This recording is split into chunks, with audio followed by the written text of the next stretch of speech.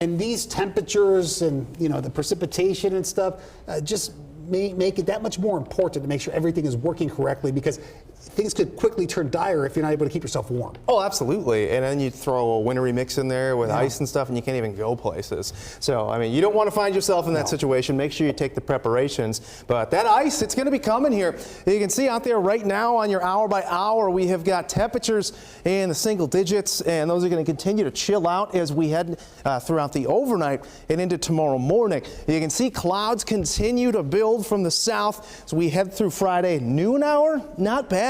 Temperatures will warm up just a bit, but that freezing rain starts to work its way into the southwest around 5 p.m. or so, and that's going to continue to overtake us. So 7 p.m. we've got much of the western half of the state seeing that, even into the metro, and this is going to become more robust as we head later on into the night and into tomorrow morning. You can see all of that moisture starts to really load up into the atmosphere, and we start to bring that down and get some sheets of ice down there. So temperatures will eventually start to bump up to freezing and above. It may take until around 6 a.m. to see that in the metro. Northern portions of the state, it's going to take even longer. Areas off to the south, you can see quite a bit of rain falling.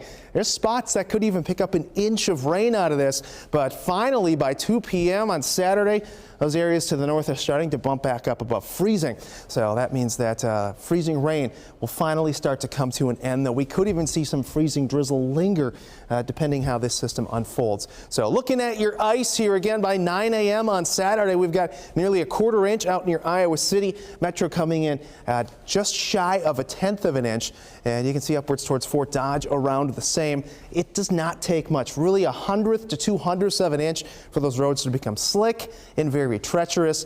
And if we do build up to a tenth or 2/10, it's just going to take that much longer for this stuff to melt. On top of that, winds are going to start to gust a bit. We've got gusts of 20 to 25 miles per hour throughout the afternoon and into the evening tomorrow. So in some of those areas where we see a higher potential for higher accumulations of ice, that wind could be a little bit of a problem, as those areas could see even some tree limbs down, intermittent power issues. Not a huge snowmaker for us, though. There's portions of northeastern Iowa that'll have the chance for maybe an inch, maybe 2 inches. Otherwise, largely just talking about ice, the potential for rain, and how about a cold start to your Friday? We're starting off single digits, likely seeing wind chills single digits below. Those temperatures pushing back up into the middle 20s, and you can see 5 to 7 or so start to build in that chance for some of that freezing rain. We're topping out 29 on Friday. That's at midnight. We continue to see those temperatures warm. 38 on Saturday as we transition from freezing rain to just rain. We're back in the 40s Sunday and Monday.